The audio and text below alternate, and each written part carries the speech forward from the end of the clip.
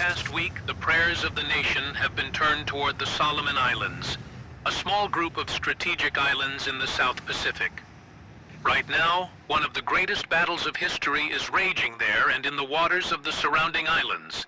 And here in our studio tonight is a gallant naval officer who has already tasted the fury of that Solomon battle, and who has had his ship blasted out from under him. But before we meet Ensign Robert Adrian, let's listen to his story. It was just before midnight on September 4th, 1942. The United States is deep into Operation Watchtower. This is their first major push to reclaim Guadalcanal and the surrounding islands from Japanese forces. For the United States, the Pacific campaign is just getting started, but it's already pretty brutal, with the Navy taking some heavy losses. Out over the dark waters of the Solomon Islands, you've got Navy Lieutenant Frank Collins on patrol in his Avenger aircraft. For him, it's just another mission until he spots something in the distance. He sees flashes of gunfire lighting up the night. Without any hesitation, Collins changes his course and steers his plane toward the bursts of light to get a better look and report back to the USS Enterprise on the situation. Following his training, his standard operating procedure, he releases 5 flares from his aircraft, hoping to illuminate what lies below. But what those flares revealed was not what he expected, and it set off a deadly and tragic chain of events. Little did anyone know, but it would also lead to one of the most remarkable, yet largely unknown, acts of courage in this entire campaign. My name is Max Bloom, and this is Valor Untold.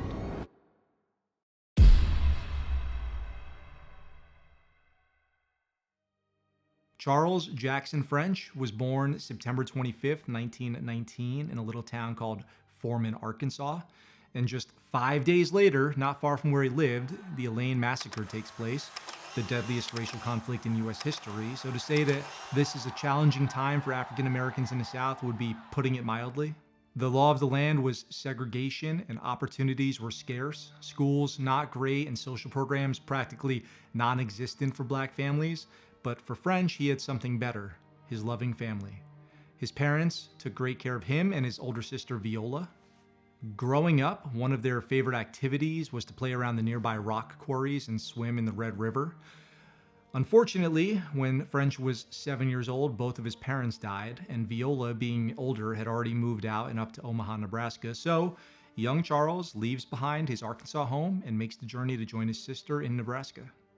Now, maybe you'd think after experiencing that kind of hardship as a child, French would carry a lot of bitterness towards the country that treated him as, less than human. Yet, when he was 18, he does something kind of surprising, and he enlists in the Navy on December 4th, 1937. Maybe, he sees it as an escape from his current situation, or perhaps a way to prove something to himself or to the world. Either way, it didn't matter, he enlists. At the time, the Navy didn't offer much to black men. The best he could qualify for was a job as a mess attendant. As a mess attendant, his duties include serving meals and cleaning up after the rest of the crew, which were mostly all white. He spent 4 years on board the USS Houston, and actually, by all accounts, he enjoyed it. He got to be part of some really cool missions, like once they ferried President Franklin D. Roosevelt on a fishing trip to the Galapagos Islands. But here and there are still reminders of the racial inequalities in the Navy and the rest of the country at large. A popular activity at sea is called swim call. Sailors can jump off the ship into the ocean and swim for a while, but black and white sailors were not permitted to swim together. By the time he finished his service in late 1941, he'd earned an honorable discharge and returned to Omaha. Then, as we know, history takes a sudden turn. Not long after French returned home, on December 7th, 1941, Pearl Harbor was attacked. Now, for Charles, he had already done his part. He didn't owe the Navy any more time. But he was moved by the attack on his homeland, and he decides to re-enlist. And he re-enlists into what would become World War II. As fate would have it, on February 28th, 1942, his old ship, the USS Houston, was caught in a very brutal battle with the Japanese, and the ship fought back very valiantly, but it was sunk just after midnight on March 1st, which took 700 sailors, all French's former shipmates with it. And at the time, French was going through training to get back to the fleet. So fast forward to the spring of 1942, and we find Charles Jackson French on board the USS Gregory, navigating these treacherous waters off the Solomon Islands. The sea there, in fact, so deadly, it would become known as the Iron Bottom Sound for all the ships sunk there. And it is there in this dangerous place that the rest of this story unfolds. By the afternoon of September 4th, 1942, the USS Gregory and her sister ship, the Little, had just wrapped up a 6-day mission transporting Marines to Savo Island. They were supposed to head back to their home port Tulagi for resupply, but it was deemed already too late in the day for them to make the trip safely. So, instead, the two ships are ordered to stay on patrol through the night, waiting for dawn, and then they can make their way home. But there was a pretty big problem. Both the Gregory and the Little were gutted of most of their armament to make way for Marines and their gear, leaving them basically as transport vessels, which made them very vulnerable, sitting ducks really, if they ran into any Japanese warships out in the open water. And situation reports painted a pretty grim picture. They were told they wouldn't stand a chance against any enemy surface ship or aircraft attack. On board the Gregory, Lieutenant Hine had just arrived on the bridge to take over as the OOD, or Officer of the Deck. This was a routine shift change, a rotation where officers on the ship would take turns being responsible for everything while the captain rested or handled other duties, which was not very often in a time of war. But the captain has to sleep, so this was one of those times. Standing watch with him was Petty Officer Wood, who was on lookout. He's out there with binoculars looking out to the horizon. On this evening, Hine even noted how especially dark it was. No moon, no stars, pitch black out there. But 5 minutes later, that darkness was broken. Wood reported seeing muzzle flashes in the distance. And Hine, his training kicks in, he immediately sounded the alarm all hands man for your general battle quarters stations. and alerted the captain, Commander Bauer. Hine moved then down to his battle station at Gun 2, while Bauer stood on the bridge trying to assess the situation. At first, Bauer thinks what he's looking at is a Japanese submarine shelling the beaches where the Marines were fighting, which was a common tactic to do at night. So he hesitates and he weighs his options. Knowing that he's not very well armed, he thinks, should they engage the enemy and use the element of surprise while they have it, or should they try to slip away undetected and escape into the darkness? This decision is a tough one, especially with their limited firepower and no clear idea of the entire enemy's strength. But before Bauer could make his call, the decision was made for him. While all this was happening, up in the sky, flying through the night, was Lieutenant Frank Collins in his Avenger aircraft. He too had seen the flashes and dropped his flares to get a better look at the enemy. But in a really cruel twist of fate, the flares lit up the Gregory and Little from behind, silhouetting them perfectly against the horizon like a spotlight that gave away their position to the enemy. And now for Collins, all he can do is watch in horror as 3 Japanese destroyers, now fully aware of the 2 ships, open fire, and a deadly barrage of artillery tears into the Gregory and the Little. The Gregory is hit hard, the first rounds slamming into the bridge and smokestacks. Commence fire. Fire at will. Echoed over the ship's loudspeakers, and the Gregory's guns come alive. They're returning fire as best they could, but quickly the order comes: Abandon ship. Abandon ship. Abandon ship. Abandon ship. Lieutenant Hine from Gun 2 watches as Petty Officer Wood, with just unbelievable courage, is seen carrying a wounded sailor out of the burning bridge compartments. Wood had already dragged Commander Bauer, who was badly wounded in the initial attack, to safety, but that didn't stop him, and he goes back a third time, determined to save more. But by then, most of the crew was either pinned down or already dead. The ship is a complete inferno, and those trapped inside the twisted steel and burning compartments, they could not be reached. Meanwhile, the Little was also taking critical damage, and they're sinking more quickly than the Gregory, so Hine orders the Gregory's remaining guns to target the cruisers that were hammering the Little. But the moment they did, an enemy searchlight zeroes in on the Gregory, and it's over. More shells rip through the ship, tearing into the galley, the bridge, the engine rooms, and the well deck. Everything was ablaze. So Hine starts to fight his way aft, trying to assist the crew at the next gun, Gun 3. He's making his way over the deck, which is slick with blood as flames roar around him. Along the way, he runs into another officer, Ensign Galen, who had just escaped the engineering plant, which was ruined. Galen and his enlisted counterpart, Petty Officer Doozy, had tried to keep the ship moving through all this, but the engine room was totally destroyed. So Doozy was manually steering the ship through the fire until it was absolutely dead in the water. And as they move topside, Galen calmly goes through, finds all the explosives, and renders them safe so that they wouldn't detonate from the fire. And this action was ultimately credited with saving countless lives. By now, Hine and Galen, they're looking at each other. They think they might be the only officers left on board. so they quickly set about to launch the life rafts.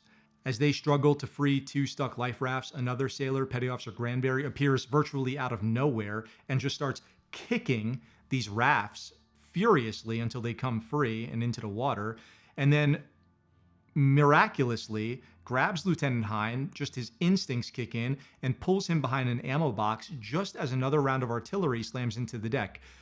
This explosion wounded them both pretty badly, but it surely would have killed them if not taking cover. Then the 2 of them try to man a nearby gun to return fire, but they realize it's already destroyed.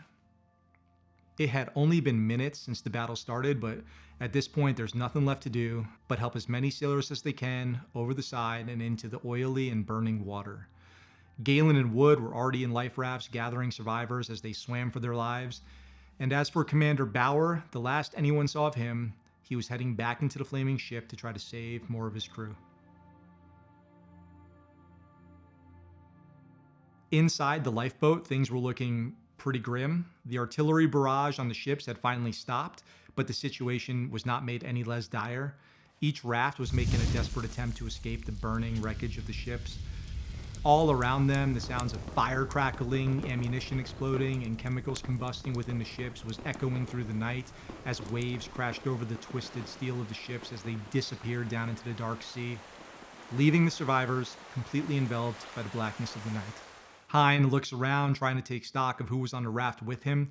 He sees some familiar faces. There's Granberry, and then he starts taking account in his head. He goes, okay, Block, Lace, Cowan, 10 more enlisted men, and 1 more officer is on board as well. And that's Ensign Robert Adrian. But he is badly wounded with shrapnel in his legs and eyes. And then there's 1 more sailor on board, and that's Mess Attendant Charles Jackson French, who, unlike the others, French made it out uninjured. He made his way through the below decks, helping people along the way as he could. Maybe it's his experience on the ships, his years of sailing, his determination to survive. Whatever it was, he makes it out and into the water without a scratch. Then, just as the sailors were beginning to organize and kind of figure out what to do next, the unthinkable happens. The Japanese ships open fire again, but this time they're targeting the life rafts. It was a truly cruel and merciless insult on top of injury for the survivors of the inferno of those ships. To make matters even worse, they knew what this meant. The enemy would soon be on their way over to them to take prisoners, and the Japanese had already earned a brutal reputation for their treatment of prisoners. Torture, humiliation, and execution awaited those who were captured. You wouldn't blame somebody at this point for preferring just getting hit by artillery or machine gun fire rather than get captured by the Japanese. So for the first time, fear really begins to creep in. Ensign Adrian and the others knew their chances of escape were slim, and the tide was pulling them toward the enemy ships. All the while, artillery and machine gun fire is splashing into the water around them, and for the first time, they feel completely hopeless. But that's when Charles Jackson French stands up, and without a word, French grabs the mooring line of the raft and begins tying it around his waist. And Ensign Adrian looks around, confused, and asks, "Hey, French, what are you thinking?" To which French then replied by looking at him and saying, "I'm gonna tow us."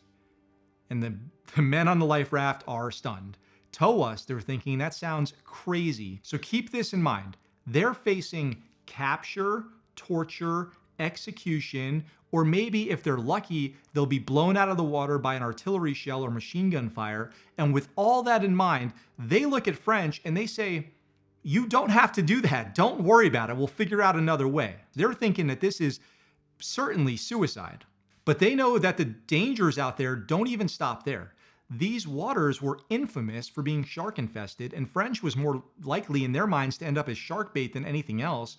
And on top of that, the water there, it's not freezing, but it's cold, and that prolonged exposure of him jumping in and swimming would probably make him pretty quickly hypothermic, and if that happened, they're just going to have to pull French back into the boat and treat him as another casualty when he's the only one not wounded at this point. Lieutenant Hyde and Ensign Adrian kind of look at each other and they agree, French does not have to do this. No one's ordering him or anyone else to go swim them away from danger. And they're also, not ordering him not to, and French, frankly, wasn't listening anyway, as he just continues to quietly tie the rope around his waist, and he says, "Just tell me if I'm going the right way." And with that, he slipped into the water and began to swim. For the next 6 hours, Charles Jackson French towed the raft through the dark, shark-infested waters, fighting the tide with nothing but his own strength and determination. As dawn broke, against all odds, Charles Jackson French was still swimming. Somehow, after hours of battling the tide, he had towed the raft safely away from the Japanese forces, leading them out of immediate danger. But at this point, French is completely exhausted and he's barely hanging on. Fortunately, though, the fleet, which had known about the attack and the ships that had been sunk, deployed scout aircraft and small boats to search for the survivors. One of the aircraft spots French, and he's still in the water, swimming, towing the crew, and then shortly after that, they're rescued by a Marine landing craft, which found them and brought them safely back behind American lines to Tulagi. And I wish I could say that that's where the story ends and they were rescued and was this amazing thing, but in yet another unbelievable twist, their survivors, including French, who is completely exhausted, dehydrated, hypothermic, barely clinging to consciousness, were taken to a hospital camp for treatment. And this is still America in 1942. So military police show up and they try to take French and move him to the colored section of the camp for treatment, separating him from the rest of the sailors who were white. And the men, who know very well that they owe their lives to French, are outraged. After everything that they had just been through, their ship blasted out from under them, barely escaping the attack on their life rafts, surviving the shark-infested waters and the exposure that they had been through, Hein, Adrian, and the other survivors were not about to let this happen. So, standing there, still covered in oil, grime, blood, and now infuriated, they formed a protective perimeter around French. Defiantly, they're standing there face to face with the military police who are in their decked out, clean pressed uniforms, not from the front lines, with a clear message. They were staying together, and if anyone had a problem with that, they had better be ready to fight. So then there's this long, tense standoff, and in the end, the hospital relents. The men did stay together, and French, who's their hero, was treated alongside the very men that he had risked his life to save. And after all that, for Ensign Robert Adrian and Charles Jackson French, their story is just beginning. In the days that followed the rescue, the word of French's incredible act of bravery begins to spread back home. Some news outlets tried to tell the story, and the Associated Press ran a headline that read, "Powerful Negro mess attendant who swam 6 hours through shark-infested waters, towing to safety a raft load of wounded seamen." The story is starting to catch people's attention, and French gets some pretty surprising honors back home. The War Gum Trading Card Company released a collectible card featuring French. You can see it on your screen. And they gave him the nickname the Human Tugboat. There was also another comic dedicated to him, and it was an unusual kind of tribute, but it made French kind of a national symbol of strength and heroism for the Black community. And around the same time, the nation's leading Black newspaper runs this long, really powerful article about him, and I'll include the following passage from that. All those who thrill to high heroism are paying tribute to a Black boy from Arkansas who risked his life that his white comrades might live. We did not learn about this act of heroism from the Navy Department. We learned about it almost incidentally from Ensign Robert Adrian, white officer of the destroyer Gregory, when he broadcast over an NBC national hookup from Hollywood. He and other white Americans owe their lives to a Black man whom he identified as a mess attendant named French. Mess attendants are none too highly regarded in the United States Navy. They are either Negroes or Filipinos, and they are barred from service in any other branch of the Navy unless serving in a segregated unit. There is not much opportunity for heroism in a ship's galley or an officer's wardroom. But all the men on a ship are in danger in time of battle, no matter where they are serving or what their skin pigment may be. Although Mess Attendant Charles Jackson French of Arkansas was not in a heroic job, he made a heroic job out of it. He who had been looked down upon as a caste man frozen in status suddenly was looked up to as a savior. And now, fast forward a little bit, We find Adrian at NBC Radio Studios in Hollywood, and he's been selected for this public relations tour while he convalesced from his injuries from the Gregory. And now standing here beside me is Ensign Bob Adrian of Ontario, Oregon. Ensign, yours was certainly an unusual rescue. Yes, it was. And I can assure you that all the men on that raft are grateful to Mess Attendant French for his brave action off Guadalcanal that night. He is certainly a credit to the finest traditions of the Navy. I was one of the lucky ones. I made it off that ship. Many of my shipmates didn't. And now more than ever, we need every able-bodied American to step forward. Our country is in peril, and it's going to take all of us to see this through. The fight isn't just happening on far-off islands. It's a fight for our homes, our families, and our way of life. If you've ever felt the call of duty, if you've ever thought of serving, now is the time. Your country needs you. Enlist today. Join the fight. Not long after this interview ends, Ensign Adrian hears some, he thinks, incredible news that Charles Jackson French had been nominated for the Navy Cross, which is the Navy's highest award for valor. One up from that would be the Medal of Honor. And to him, it seemed like French's heroism was finally going to be properly recognized. But, as often happens, the nomination was eventually downgraded all the way to a letter of commendation. And to make matters worse, all the records from that night were classified as secret by Admiral Kelly Turner. So the crew of the Gregory is really devastated, having witnessed French's extraordinary bravery firsthand. They wanted him to get the credit that they thought he deserved. But now it seemed like those actions would just fade into history, another forgotten footnote in the story of the Navy's Pacific campaign. Commander Bauer was posthumously awarded a Silver Star for his leadership that night, and the explanation that the Navy leadership gave to the crew was that no one could receive a higher award than the commanding officer. This was, of course, a completely unsatisfying bureaucratic response that the military veterans know well. Time went on, and the survivors of the Gregory and a little continued their service on different ships as they get reassigned. Adrian recovers from his injuries and gets stationed on the USS Boyd, but again finds himself in the midst of chaos when the ship is attacked by Japanese aircraft and sunk. This time, Adrian is able to lead the rescue efforts from his crew instead of being the one getting rescued. But eventually, that constant exposure to death and destruction left some pretty deep scars, and he carried those memories with him for the rest of his life, haunted constantly by nightmares of this trauma. Adrian was able to eventually have children and get married and live a pretty full life, but he never forgot what happened on the Gregory. And later in life, when he finally opened up with his family about the war, he would share the story of Charles Jackson French with his family and say, "You know, if not for a black man named Charles Jackson French, not me, nor any of us, would be alive today." Adrian did try multiple times to reconnect with French after the war, but they never crossed paths again. As for French, his post-war life was marked by struggle. He spent the rest of his service in the Atlantic Fleet, but the trauma of the war left its mark for sure, and what we would now call PTSD, anxiety, or depression was at the time simply called stress. He ended up getting discharged early due to his mental health, and after the war, he spiraled into alcoholism and isolation. He tragically died young in 1956, and he was buried at Fort Rosecrans Cemetery in San Diego. But before his untimely death, French did share his version of events from that night with a friend who later published it.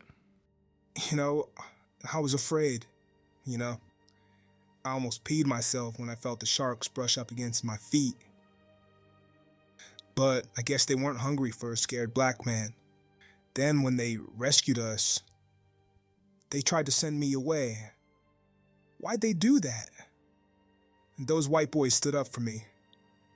We fought for each other out there. Those are my brothers. This incredible story of Charles Jackson French resurfaced in recent years, and finally there was a bipartisan effort to give him the recognition he always deserved. In 2022, the Navy named the pool used to train rescue swimmers after French, a place where the motto is, "So others may live." Then on January 10th, 2024, the Secretary of the Navy announced that a new destroyer would be named in French's honor. So the USS Charles Jackson French is set to be commissioned in 2031, a fitting tribute to a man whose bravery saved so many lives. But as I reflect back on French's life, I wonder, How did a young black man from a small town in segregated Arkansas become such a powerful swimmer? Strong enough to pull a raft full of wounded sailors for hours through shark-infested waters? And maybe the answer to that lies far back from the battlefield, back in the Red River, where a young, innocent boy played and swam with his loving family. All right, thank you for watching that video.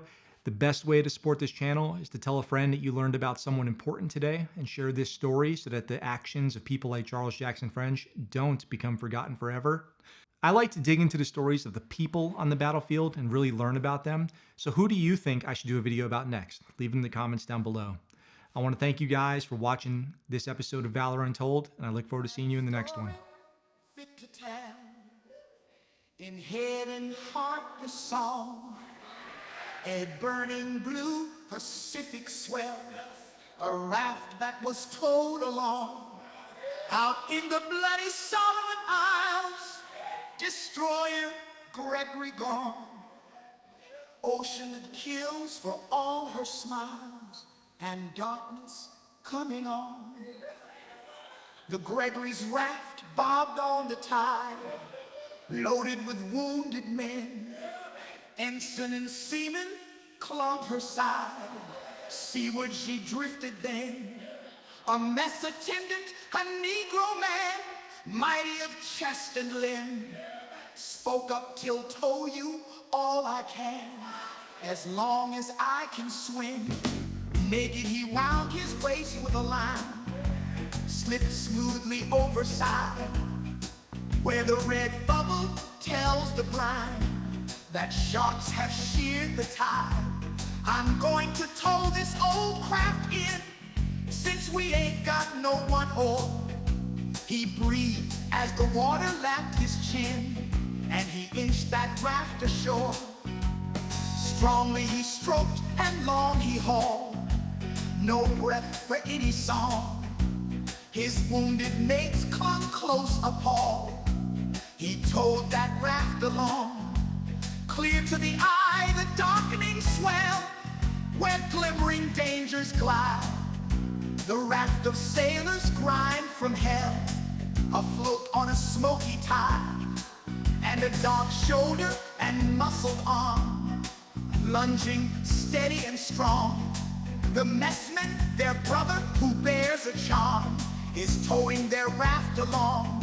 He gasped, just say if I'm going right. Yes, brother, right you are. Danger of ocean or dark of night, you steer by one clear star. 6 hours crawl by, a barge in sight, with the raft just off the shore. The messman coughed, sure, I'm all right. He was just as he was before. And all that they knew was they called him French, not quite a name to sing. Green jungle hell or desert trench, no man did a braver thing. He's burned a story in my brain, set in my heart a song. He and his like by wave and main,